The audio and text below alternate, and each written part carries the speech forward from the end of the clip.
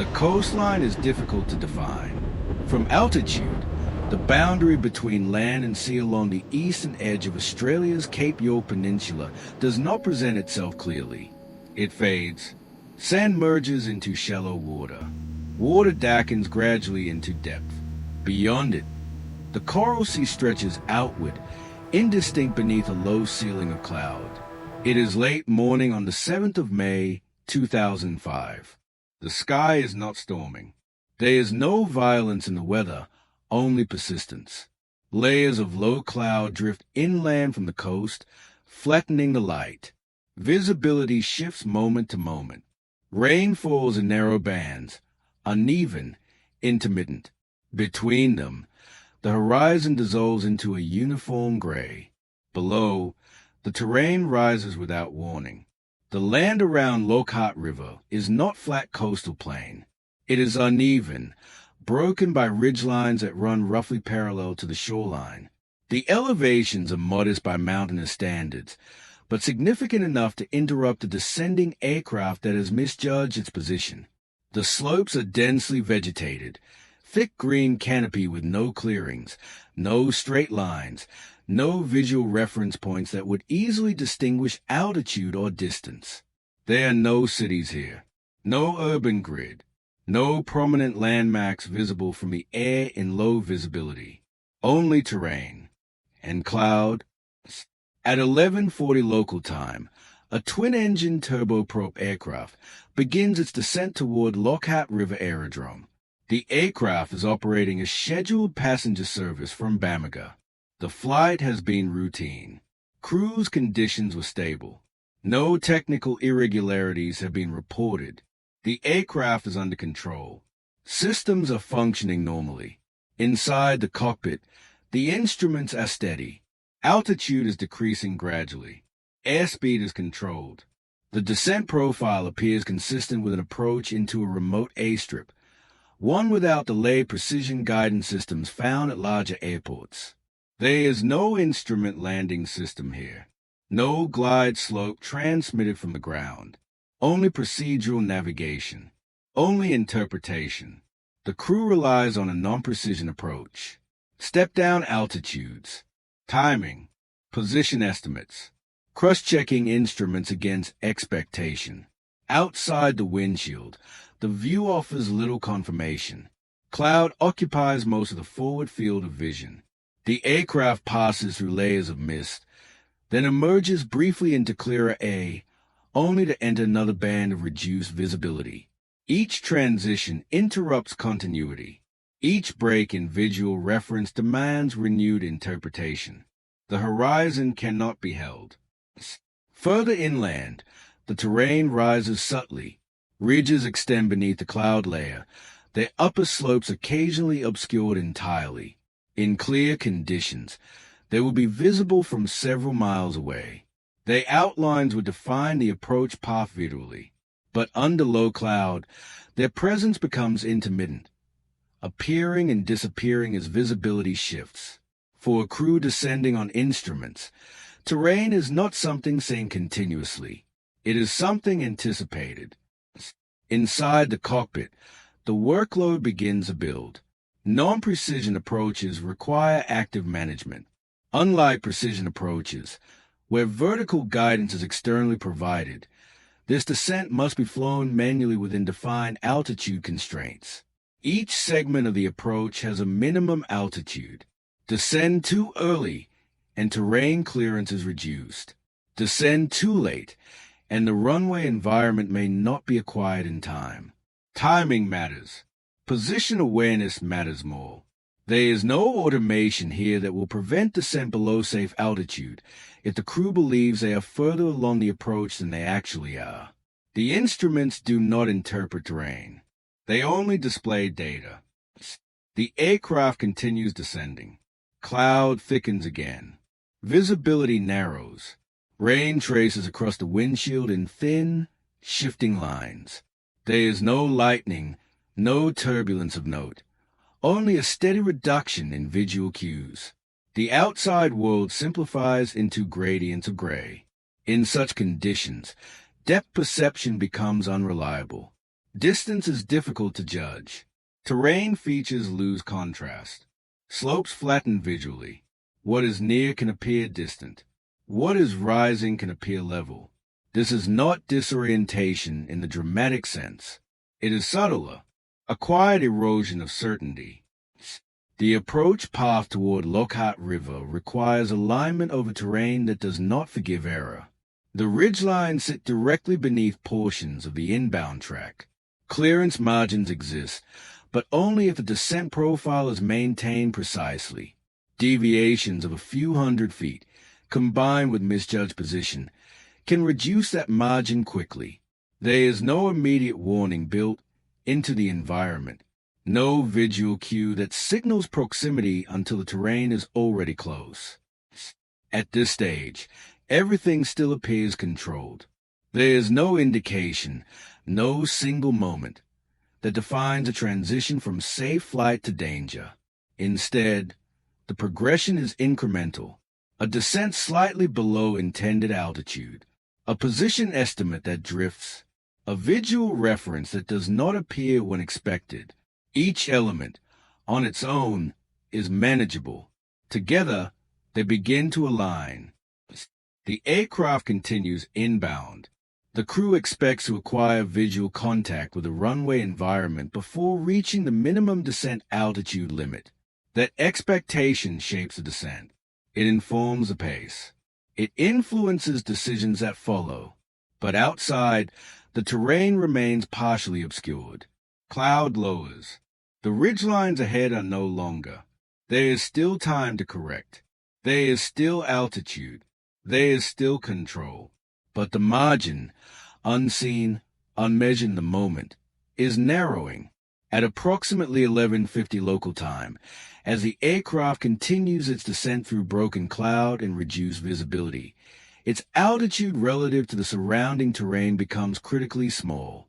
No alarm interrupts the cockpit. No external reference clearly defines the rising ground ahead. The aircraft remains stable in attitude. Power is set. Descent continues. From a distance, there is nothing to mark what is about to occur. No visible deviation from controlled flight. No sudden maneuver. Only an aircraft descending through cloud toward a destination that cannot yet be seen. Seconds later, the terrain resolves. Too late for avoidance. The silence that follows is immediate. Not gradual. Not echoing. Immediate. In remote regions like Lockhart River, the absence of sound carries differently. There are no nearby roads, no surrounding infrastructure. The forest absorbs impact. The terrain remains unchanged in appearance from above. From altitude, nothing distinguishes the site. Only coordinates. Only data. What occurred in those final minutes was not the result of a single failure. There was no catastrophic mechanical event, no structural breakdown, no loss of control in the conventional sense. The aircraft was functioning. The systems were intact. The descent was intentional. And yet, the ground rose to meet it. Understanding how that happened requires moving backward, away from the moment of impact, and into the structure surrounding it, into the procedures, into the environment, into the limits of perception and systems operating at the edge of terrain and weather. Because in aviation, accidents of this kind do not begin at the point of impact. They begin earlier, often quietly, often invisibly. And in the case of Lockhart River, the chain began long before the aircraft entered cloud on its final approach. The route to Lockhart River is not defined by distance. It is defined by isolation. Across the far northern expanse of Cape York Peninsula, aviation serves a function that roads cannot reliably fulfill. The terrain is expansive, weather patterns are unpredictable, and ground infrastructure remains limited. For many communities, aircraft are not simply a convenience. They are the primary link to essential services. Lockhart River sits along the eastern edge of this landscape. It is a small indigenous community, positioned between dense inland terrain and the open waters of the Coral Sea. Access by road is possible, but inconsistent. Seasonal weather can render routes unusable. During the wet season, large sections of the peninsula become effectively isolated. Air transport fills that gap. Scheduled regional flights carry passengers, medical supplies, freight, and personnel between settlements that would otherwise be separated by days of travel. The system depends on reliability, but it operates within constraints that differ significantly from those of major commercial aviation. The aircraft involved in the 7th of May 2005 accident was operated by TransAir, a small regional airline based in northern Australia. TransAir specialized in connecting remote communities across Queensland and the Torres Strait. Its operations relied on turboprop aircraft capable of short-field performance and adaptability to austere environments. These aircraft were well-suited to the task, robust, efficient, and capable of operating from runways that lack advanced support infrastructure. But the environment imposed limitations. Unlike major airports, Lockhart River Aerodrome did not offer precision approach systems. There was no instrument landing system to provide vertical guidance, no radar surveillance to monitor inbound aircraft. Navigation relied on basic aids and procedural flying. This is typical of remote aerodromes. Pilots are trained to operate within these conditions. They are familiar with non-precision approaches, procedures that require them to manage altitude and descent profile manually, using step-down fixes and timing rather than continuous guidance. These approaches are safe when flown correctly, but they require discipline, and they offer less margin for error. The approach into Lockhart River was conducted using a non-directional beacon, NDB, procedure. An NDB is one of the simplest forms of radio navigation. It transmits a signal in all directions. Aircraft equipped with an automatic direction finder, ADF, can determine the bearing to the beacon, allowing pilots to orient themselves relative to the airfield. But NDB approaches come with inherent limitations. They provide lateral guidance only. They do not indicate altitude. They do not define a glide path. They are susceptible to atmospheric interference, especially in regions with electrical activity or heavy precipitation. In practical terms, this means a pilot must interpret position continuously. The descent must be managed manually, based on calculated distances and altitude constraints defined in the approach procedure. Precision depends on accuracy in both navigation and timing.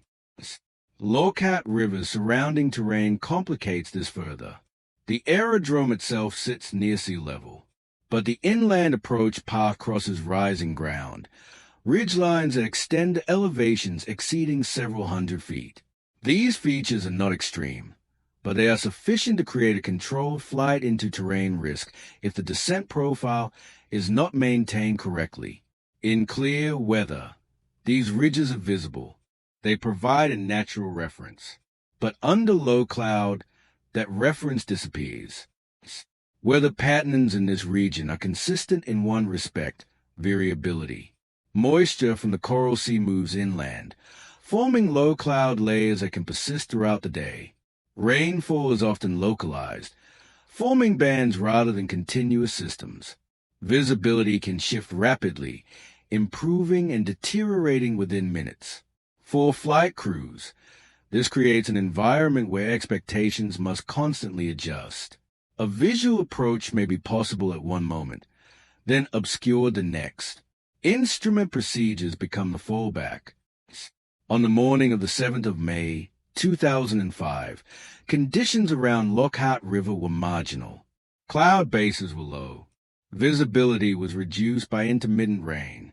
The environment did not present severe weather hazards, no thunderstorms, no extreme turbulence, but imposed limitations on visual acquisition of terrain and runway.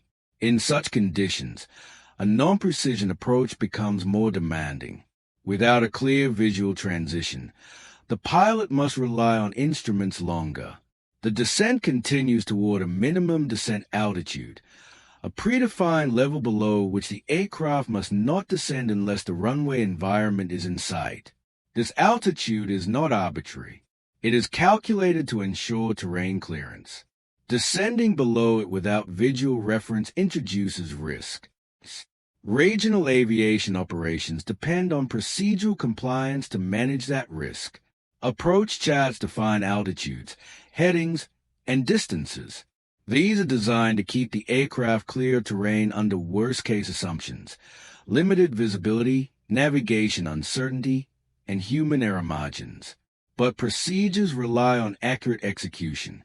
If the aircraft position is misjudged, even slightly, the altitude constraints may no longer provide sufficient protection. Transair's operational structure reflected the realities of regional aviation. Crews often operated multiple sectors per day. Routes connected several remote locations in sequence. Turnaround times were short. The operational tempo was efficient, but it required sustained attention and consistency. There is no indication that the flight on the 7th of May deviated from standard scheduling practices. It was a routine service. Routine, in this context, does not imply simplicity. Each sector requires independent assessment: weather, fuel, aircraft status, and approach conditions. Even familiar routes demand full procedural adherence. Familiarity can assist performance, but it can also introduce assumption. The aircraft departed Bamako earlier that morning. The flight progressed without reported incident. En route conditions were manageable. Communication with air traffic services was routine. There were no indications of technical malfunction. As the aircraft approached Lockhart River, the crew prepared for descent. Approach briefings would have included navigation method, NDB approach, minimum descent altitude, misapproach procedure, weather conditions at destination. These briefings establish a shared understanding between pilots. They define expectations, but expectations must align with reality. In remote operations, there is an additional variable: limited oversight. Unlike controlled airspace around major airports, there is no continuous monitoring of the aircraft's precise position relative to terrain. The responsibility for maintaining safe separation rests almost entirely with the crew. This autonomy is standard, but it increases reliance on internal cross-checking. Each instrument reading must be verified. Each positional assumption must be challenged if uncertainty arises. The infrastructure at Lockhart River did not provide external alerts for terrain proximity. Modern aircraft in large operations are typically equipped with terrain awareness and warning systems, TAWS, which provide auditory alerts when the aircraft approaches terrain at unsafe altitudes. In 2005, not all regional aircraft were equipped with such systems. Where absent, terrain awareness depends on charts, altitude discipline, positional accuracy. The system works until it does not. The broader aviation industry had already identified CFIT as a critical risk category by the early 2000s. Globally, controlled flight into terrain accidents had been reduced through improved training, better procedures, and the introduction of warning systems. But these improvements were not uniformly implemented across all sectors. Regional and remote operations often lag behind due to cost, regulatory differences, and operational constraints. Lockhart River existed within that gap. As the aircraft approached its destination, the conditions it encountered were not exceptional for the region. Low cloud, reduced visibility, a non-precision approach. These elements, individually, are manageable. Together, they demand precision. There is no evidence that the crew perceived the situation as unsafe at the outset of the approach. The flight was proceeding as planned. The descent was initiated. The procedure was familiar. What followed would depend not on a single decision, but on the interaction between environment, procedure, and perception. A system functioning within its limits, gradually approaching those limits. To understand how those limits were reached, it becomes necessary to examine the components involved individually: the aircraft, the crew, the environment, and the systems that connected them. Understanding the accident at Lockhart River requires separation, not of events, but of elements. Each component of the system operated within its expected boundaries. The aircraft performed as designed. The crew acted within a familiar operational framework. The environment behaved in a way consistent with regional weather patterns. The systems in place reflected the standards of remote aviation at the time. Individually, none of these elements explains the outcome. Together, they begin to align. Aircraft. The aircraft was a Fairchild Metro Series turboprop, specifically a variant of the Fairchild Swearingen Metroliner. It is a compact, pressurized, twin-engine aircraft designed for short-haul regional operations. Its performance characteristics make it well-suited for remote airstrips, relatively short takeoff and landing distances, efficient fuel consumption, and the ability to operate in varied environmental conditions. The cockpit is functional, not expansive. Instrumentation is conventional for its class. Analog displays supplemented by basic navigation systems. The aircraft is capable of instrument flight, but its systems reflect the technological standard of its design era. There is no inherent limitation in the aircraft's ability to conduct a non-precision approach, but there are constraints. The Metroliner does not provide automated vertical guidance for approaches. It does not calculate terrain clearance dynamically. It relies on pilot input to manage descent, altitude, and positioning. Its autopilot, where fitted, assists with stability but does not replace procedural navigation. This places emphasis on manual control and continuous interpretation. One system notably absent in many aircraft of this type, particularly in regional operations of the early 2000s, was an advanced terrain awareness and warning system. TAWS functions by comparing the aircraft position and altitude against the terrain database. If the system detects a potential conflict, it generates alerts, both visual and auditory, providing immediate warning to the crew. Without TAWS, terrain awareness becomes entirely procedural. Charts define safe altitudes. Pilots maintain them. There is no automated intervention. From all available evidence, the aircraft itself was serviceable. No mechanical failure has been identified as a contributing factor. The engines were operating. Flight controls were responsive. Instrumentation was functioning. The aircraft did not fail. Crew. The cockpit was occupied by 2 pilots. Both held appropriate licenses for the operation. Both were trained for instrument flight. Both had experience operating in regional environments similar to Lockhart River. Regional aviation often places crews in environments that demand adaptability. Unlike major airline operations, where routes are standardized and infrastructure is consistent, regional pilots must adjust continuously. Each destination may present different challenges: terrain, weather, navigation aids, and operational limitations. Familiarity becomes an asset, but it can also shape expectation. Crew Resource Management, CRM, is designed to mitigate human error through structured communication and cross-checking.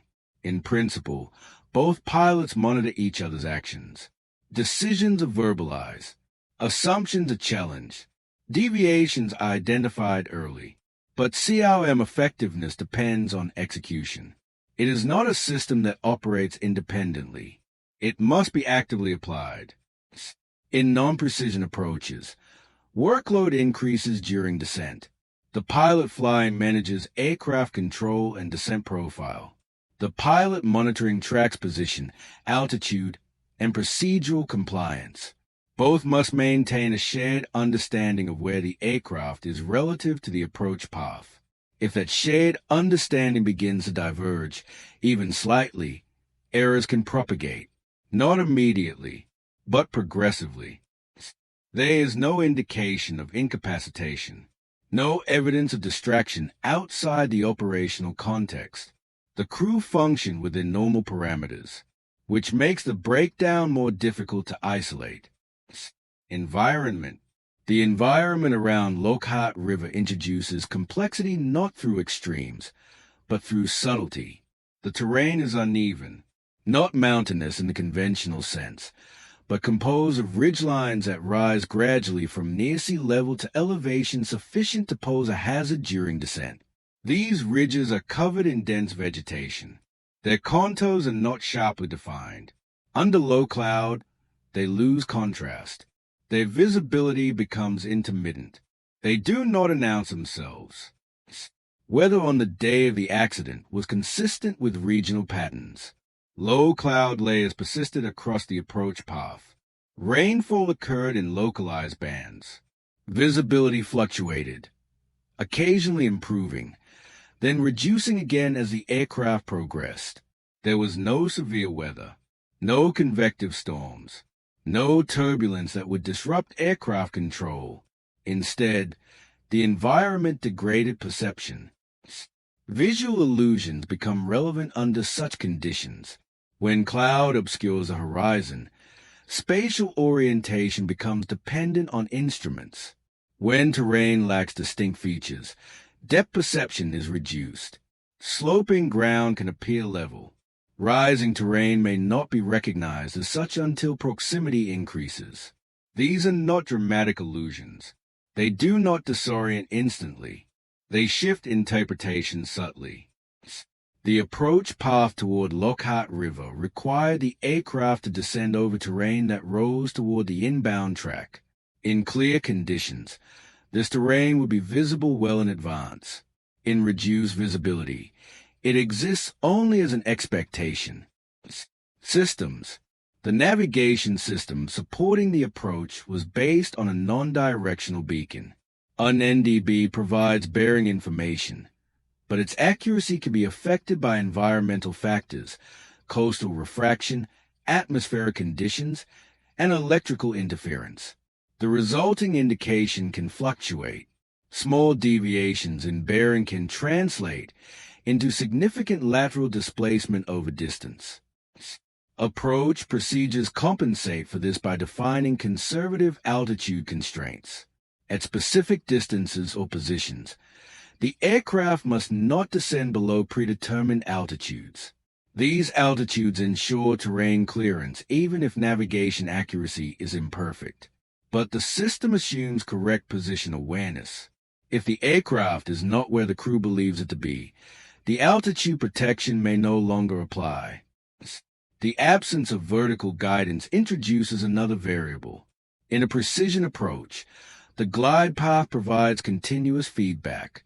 Deviations above or below are immediately visible and correctable. In a non-precision approach, descent occurs in segments. The aircraft descends to one altitude, levels off, then descends again at a defined point. The transitions between these segments must be managed manually. Errors in timing or position can result in descent occurring too early. There was also no radar monitoring of the aircraft's approach. Air traffic services in the region did not track the aircraft's exact position relative to terrain in real time. There was no external system to detect deviation and issue corrective instruction. Responsibility remained within the cockpit. This combination, limited navigation precision, absence of vertical guidance, lack of automated terrain warning, and variable environmental visibility, creates a system that functions effectively under disciplined operation, but it has limited tolerance for compounding error. Convergence. Each element, aircraft, crew, environment, system, remains within expected parameters. The aircraft responds correctly. The crew follows procedure. The environment behaves as anticipated. The system provides the information it is designed to provide. The risk does not originate in any single failure. It emerges in the interaction. A slight positional uncertainty. A descent initiated earlier than intended. A visual reference expected but not acquired. A cross-check that does not fully resolve the discrepancy. Individually, these are minor. Collectively, they begin to align. By the time the aircraft reaches the final segment of its approach, the margin for correction has narrowed. Altitude is reduced. Terrain is rising. Visibility remains limited. The system continues to function, but it is now operating close to its limits. What follows is not abrupt. It is a continuation of a process already in motion. To understand the outcome, the sequence must be reconstructed in detail, not as a moment of failure, but as a progression. The final approach begins without urgency. There is no indication, at the outset, that the sequence will diverge from routine. The aircraft is stable. Airspeed is controlled. The descent is initiated in accordance with a planned procedure into Lockhart River. Cloud remains present along the approach path. Visibility is reduced, but not absent. The aircraft transitions between layers, momentarily emerging into partial clarity, then re-entering bands of mist and light rain. Each transition interrupts visual continuity. Inside the cockpit, the focus remains on instruments. The approach being flown is procedural. The crew is not following a continuous glide path. Instead, they are descending in segments, stepping down from one altitude constraint to the next based on position relative to the non-directional beacon. Position, in this context, is not directly measured. It is inferred. As the aircraft proceeds inbound, the first critical dependency emerges: distance estimation. Without distance measuring equipment linked to the beacon, the crew must determine how far along the approach they are using time, heading, and bearing indications. These methods are standard. They are practice, but they are not exact. Small discrepancies accumulate. A slight variation in ground speed, a minor drift in bearing, a momentary distraction during timing. Individually negligible, collectively significant. The aircraft descends to an intermediate altitude. This altitude is safe, provided the aircraft is within the expected segment of the approach. The procedure assumes a defined position relative to terrain. But if the aircraft is closer to the ridgeline than believed, that margin begins to reduce. Cloud thickens again. Outside the cockpit, the terrain is no longer visible. The windshield presents a uniform gray field, interrupted only by the motion of rain across the glass. The horizon is absent. There is no external confirmation of altitude relative to ground. Inside, the instruments continue to present consistent data. Altitude is decreasing. Vertical speed is controlled. Heading is maintained. There is no system alert, no indication of malfunction. The second dependency emerges: positional confidence. The crew believes the aircraft is further along the approach than it actually is. This belief is not arbitrary. It is based on interpretation of available data, ADF indications, elapsed time, procedural expectation. But the interpretation is slightly offset. Not enough to be obvious. Enough to matter. The descent continues. Another step-down altitude is approached. In a non-precision approach, each descent must be initiated at a specific point. Descending early places the aircraft below the safe altitude for that segment. There is no automated barrier preventing this, only procedural discipline. The aircraft begins descending toward a lower altitude. At this moment, the terrain ahead is rising.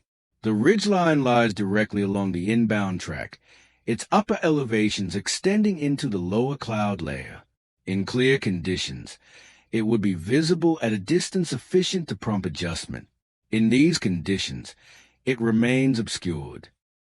The third dependency emerges: visual acquisition. The crew expects to see the runway environment, or at least terrain features, within a certain time frame. This expectation is built into the approach profile. It informs when descent is continued and when it must be halted. But the visual reference does not appear. Not immediately. This absence does not trigger an immediate correction. Instead, it introduces uncertainty. The crew continues the search. In many approaches, visual contact is acquired just before reaching minimum descent altitude. A delay is not uncommon.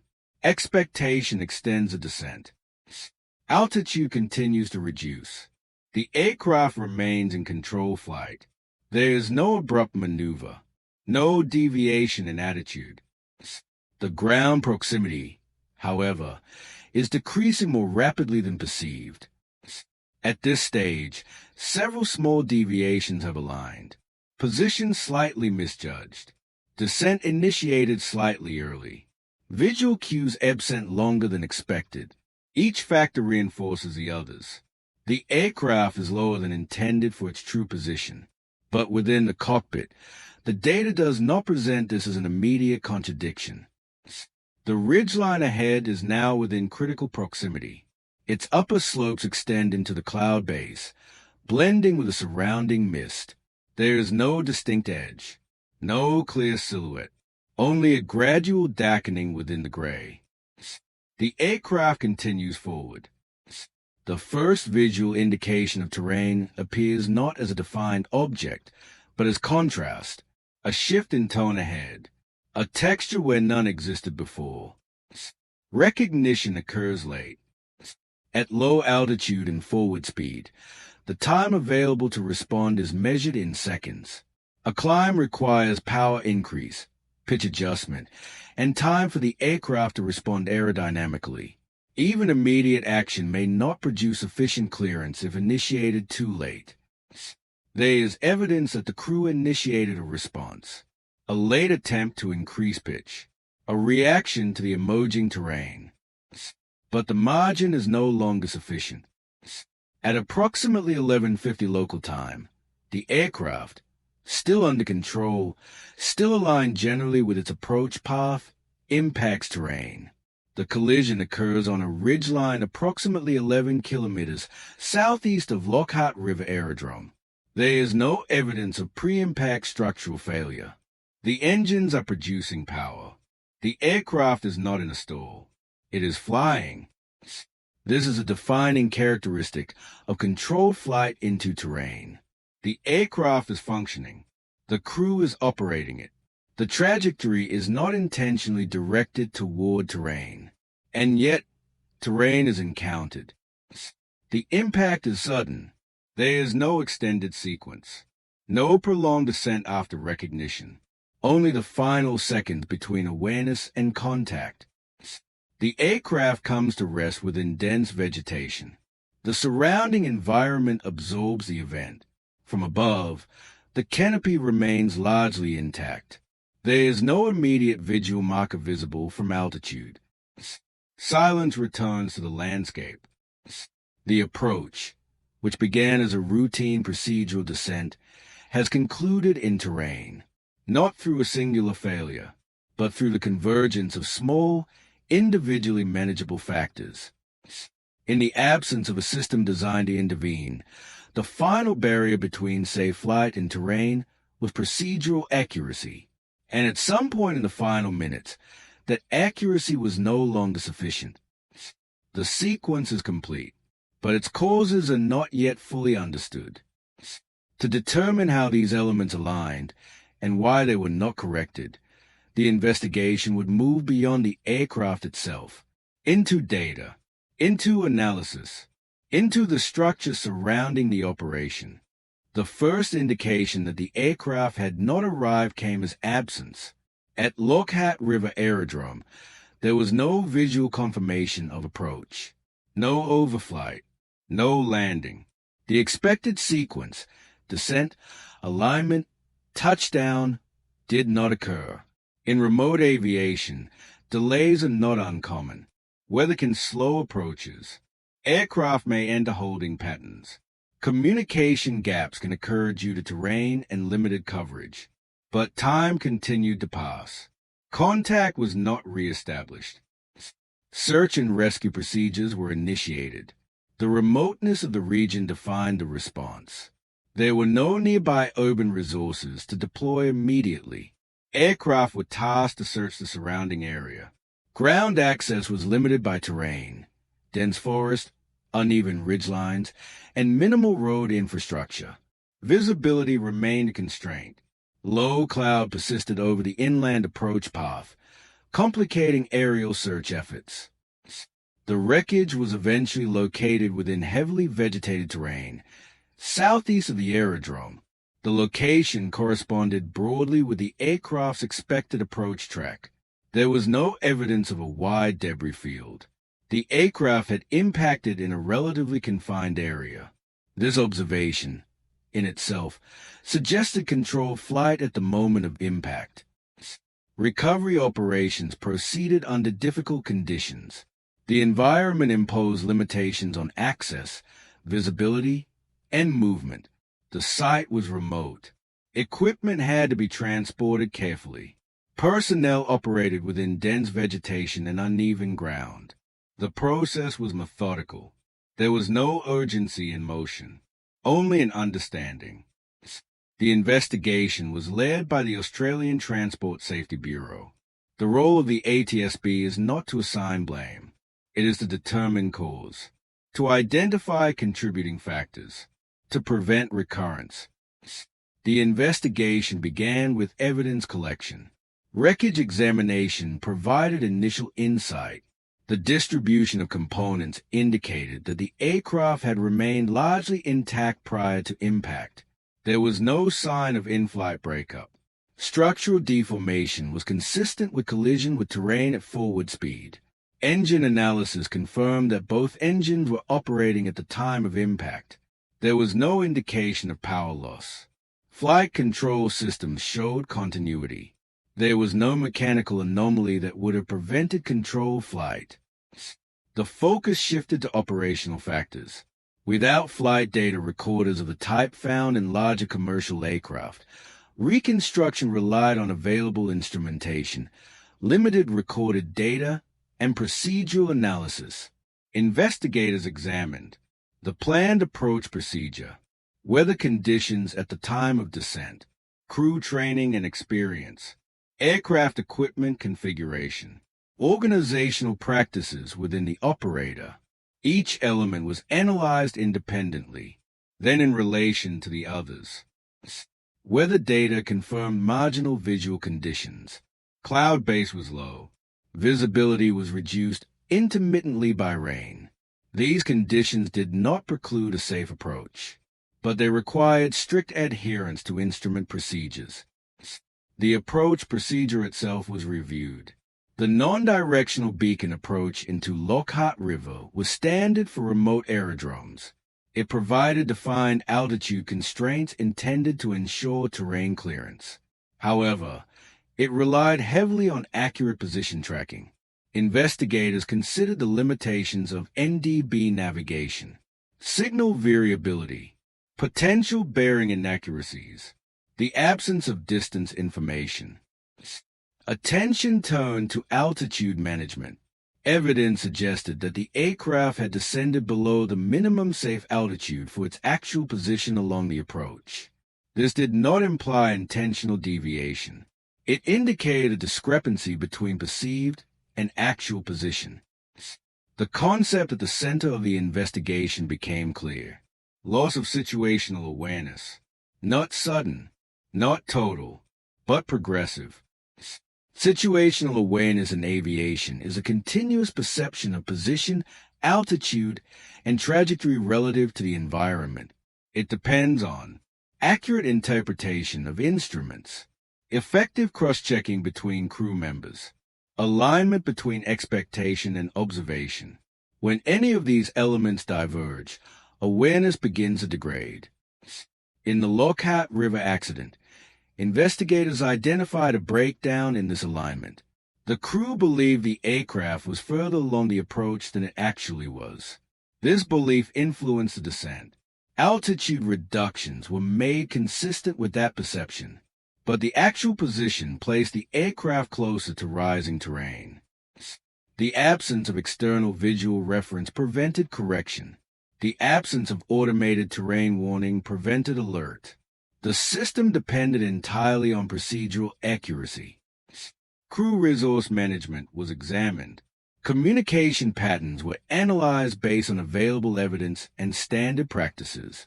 Investigators considered whether cross-checking between pilots had been sufficient to detect positional uncertainty, whether deviations had been identified and challenged, whether shared understanding had been maintained. No single point of breakdown was isolated. Instead, the investigation described a chain. Inaccurate position estimation, premature descent below safe altitude, failure to recognize the discrepancy, continued descent without visual confirmation. Each link was necessary. None was sufficient alone. Organizational factors were also considered. Training programs, operational procedures, equipment standards, the presence or absence of terrain awareness systems. At the time of the accident, not all regional aircraft were required to be equipped with TAWS. This absence was not a violation. It was a condition of the regulatory environment, but its relevance was clear. A functioning terrain warning system may have provided an alert in time to prompt corrective action. Its absence removed that layer of protection. The ATSB's findings did not attribute the accident to a single error. Instead, they described a system operating within its design limits, encountering conditions that expose its vulnerabilities.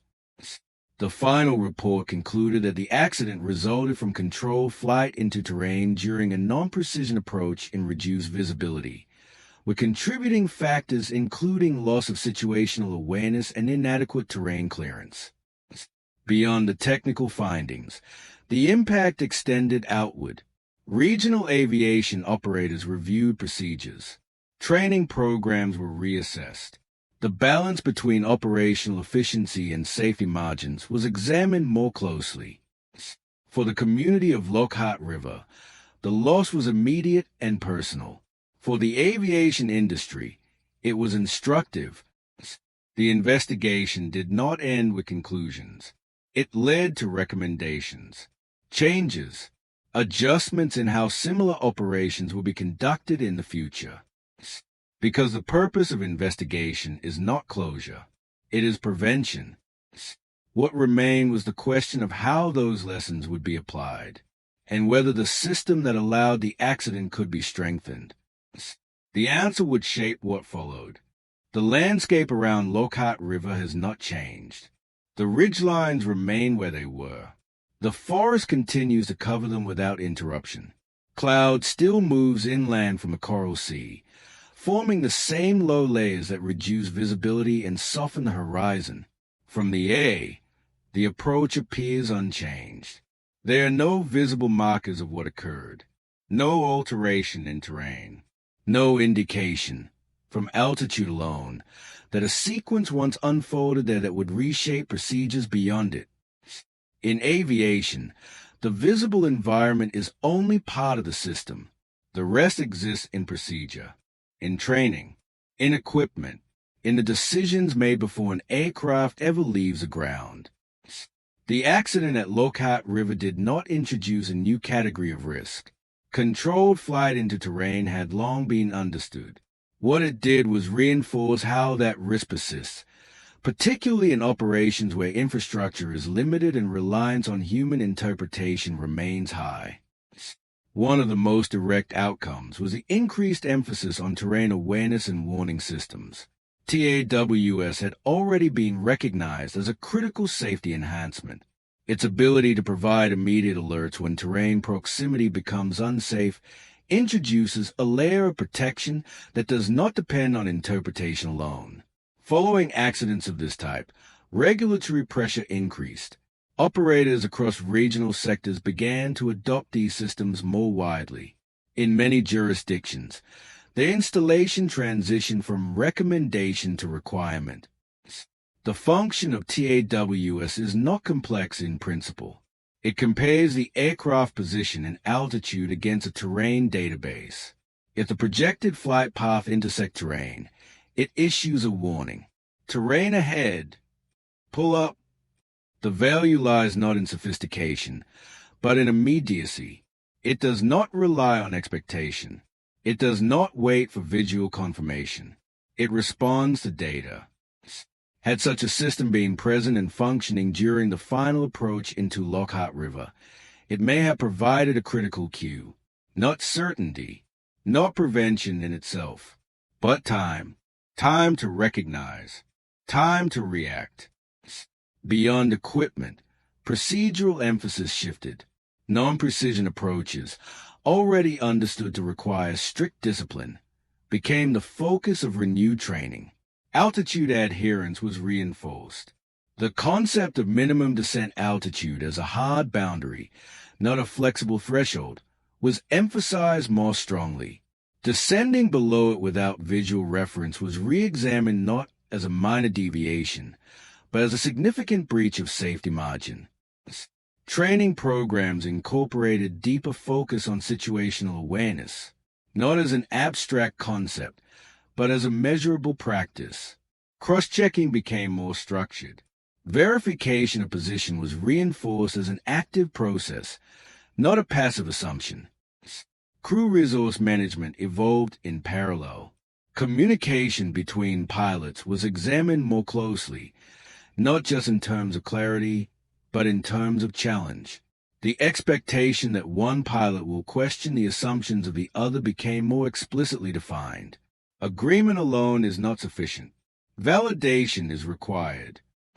In remote operations, these changes carried particular weight. The absence of external monitoring systems means that the cockpit remains a primary defense against error. Strengthening that defense became priority.